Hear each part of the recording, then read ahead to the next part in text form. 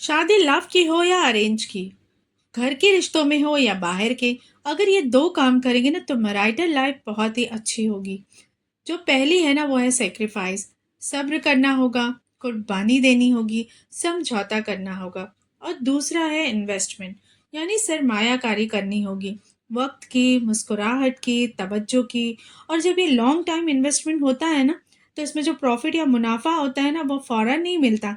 इसके लिए इंतज़ार करना पड़ता है, सब्र करना पड़ता है। अस्सलाम वालेकुम, welcome to SK kitchen and blogs. कैसे हैं फ्रेंड्स? होपफुली आप सब लोग खैरियत से होंगे। मैं भी ठीक हूँ अल्हम्दुलिल्लाह। तो यहाँ पे जो ब्लॉग शुरू हो रहा है ना वो आफ्टरनून से शुरू हो रहा है। यहाँ पे मैं सारी ग्रॉसरीज की रिफिलिंग करके रख रही हूँ। ग्रॉसरी रिफिल करके रख दो तो काम बहुत आसान हो जाता है, आसानी से सारी चीज़ें मिल जाती है। और साथ ही दो रेसिपीज़ आपके साथ शेयर करूँगी। चिकन चीज़ी मैक्रोनी जो बच्चों को बहुत ज़्यादा पसंद आएगी, तो आप टिफ़िन के लिए रेसिपी ट्राई कर सकते हैं।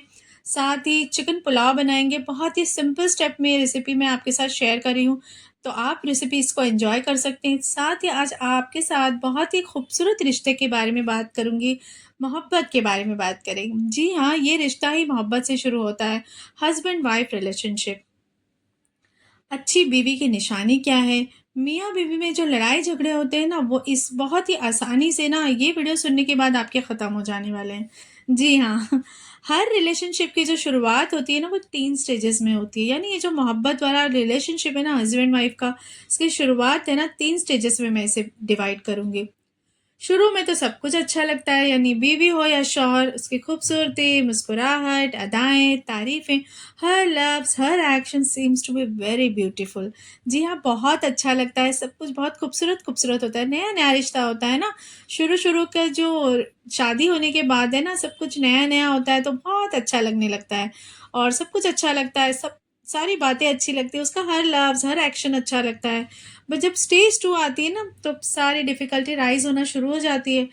यहाँ से जो है ना मसला भी शुरू होना चालू हो जाता है। जिन बातों को अभी तक आप इग्नोर कर रहे थे, जैसे कि मैं एक छोटी-सी बात बताऊँगी, टॉवल को बेड पे रखने से लेकर हस्बैंड के रात को देर आने तक, उसके बाद थक कर सो जाना, आपसे बातें ना करना या आपकी कोई जो आप बातें करना चाहती हैं वो ना सुनना, इग्नोर कर देना।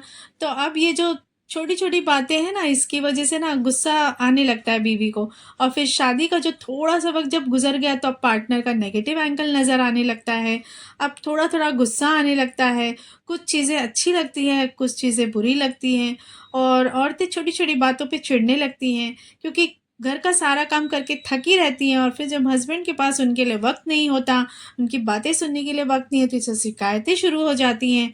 पर अगर स्टेज 2 क्रॉस कर ली ना, आपने अगर इन छोटी-छोटी बातों को इग्नोर करके सब्र कर लिया, तो समझ लीजिए आपने ये रिश्ता निभा लिया और अगर आपने यहीं पर अपना आपा खो दिया, गुस्सा हो गए, तो फिर सारी शुरुआत होने लगती है, रिश्तों में झगड़े शुरू हो जाते हैं और फिर बहुत सारी प्रॉब्लम्स राइज़ होने लगती है। पर जो स्टेज 3 की मैं बात करूँगी ना, ये सबसे बेहतरीन और खूबसूरत स्टेज है। यानी ये रिलेशनशिप का जो स्टेज है ना, अब आप एक-दूसरे को अच्छे से समझ चुके हैं। ये जब आपने दूसरी स्टेज क्रॉस कर ली ना, तो आपने सीख लिया है सब कुछ सीख लिया है, उनके मिज़ाज को आपने समझ लिया है।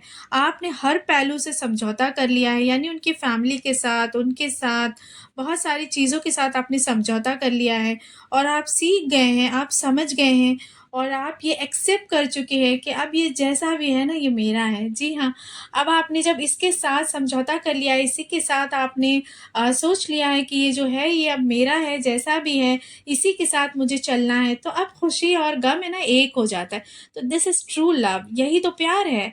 और जब मियाँ-बीवी की जो ये नीड्स है ना, ये डिफरेंट होती है। बीवी चाहती है लव, मोहब्बत और एक्सप्रेशन चाहती है कि सामने वाला जो हस्बैंड है वो एक्सप्रेस करे मुझे और मेरी छोटी-छोटी बातों को मतलब जताए, हर चीज़ को जता कर मुझे बताए, लेकिन जब यहाँ से ना नहीं मिलता है ना, तो फिर वहीं पे प्रॉब्लम शुरू होने लगती है। और जो हस्बैंड की नीड है ना, वहीं पे डिफरेंट होती है। हस्बैंड की जो नीड है ना, वो रिस्पेक्ट है, वो इज़्ज़त चाहता है। वो आप उस कैसे कर सकते हैं? ये आप अपने अल्फ़ाज़ के साथ, एक्ट के साथ, अपने अल्फ़ाज़ के साथ उनको बता सकते हैं कि भई मैं तुम्हारी इज़्ज़त करती हूँ। अपनी हरकतों से आप बता सकती हैं, अपने एक्ट के साथ बता सकती हैं और जब ये हस्बैंड को मान मिलता है ना, तो वहीं पर जो रिश्ता है ना, वो बहुत ही खूबसूरती से निभता है। और जब आप ये इन्वेस्टमेंट जो ये सरमायाकारी का जो इन्वेस्टमेंट आप कर रही हैं ना, आप ये वक़्त की, मुस्कुराहट की, अपना तवज्जो उनको दे रही हैं, तो ये जब लॉन्ग टाइम इन्वेस्टमेंट आपने कर लिया ना, जैसे ये खूबसूरत है तो खूबसूरती के साथ ये रिश्ता निकले। देखिए हस्बैंड जो है ना वो इंसान है ना, वो उसके साथ भी तो गलतियाँ ज़रूर होंगी, तो आपको अगर आपने इस गलतियों को समझ लिया और आप उसी के साथ निभाएँगे, आप ये सोचेंगी ना कि भई इसी के साथ मुझे निभाना है और ये जो मेरा हमसाया है, खुशी और गम में देखिए हस्बैंड जो है ना, यही तो है अब, यही तो है आपका सब कुछ। और ये शुरू में नहीं है, ये बीच में भी है, आखिर में भी है। यही है सब कुछ जो जवानी है, चाहे बुढ़ापा है, आपकी मिडल एज है, आपकी जो बीमारी है, आपका बुढ़ापा है, इसी के साथ तो आपको चलना है। यही तो है जो आपसे बहुत मोहब्बत करता है, यही तो है जो सुबह से लेके आपके लिए, आपके बच्चों के लिए पूरा दिन काम करता है।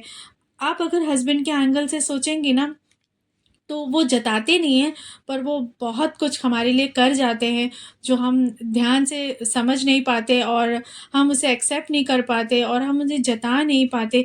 तो जताइए, उन्हें बताइए कि आप उनके रिस्पेक्ट करती हैं, आप उनसे बहुत मोहब्बत करती हैं और आप जब जताएँगी तो आपके बच्चे भी सीखेंगे, आपकी बेटियाँ भी वही सीखेंगी। तो ये खूबसूरत जो रिश्ता है ना, बहुत ही प्यारा-सा रिश्ता है, तो इसे प्यार से निभाइए। तो उम्मीद करती हूँ कि आपको जो मेरी प्यारी-प्यारी बातें हैं वो पसंद आई होंगी। कंटिन्यू कीजिए हमारे साथ इस रिश्ते में और चैनल पे नए हैं तो सब्सक्राइब कीजिए, वीडियो को लाइक करके शेयर कर दीजिए अपनी फैमिली एंड फ्रेंड्स में और अपना लवली सा फीडबैक ज़रूर दीजिएगा ताकि मुझे भी पता लगे कि आपको क्या पसंद है। कुकिंग के साथ-साथ आप और कौन-कौन से टॉपिक पे मेरी बात सुनना चाहेंगे, तो ज़रूर से लवली फीडबैक दीजिएगा। तो फिर मैं मिलती हूँ आपसे इसी तरह की नई रेसिपीज़ के साथ, इसी तरह के प्यारे-प्यारे मोटिवेशनल व्लॉग के साथ। तो फिर मिलते हैं। अल्लाह हाफ़िज़, take care, thanks for watching.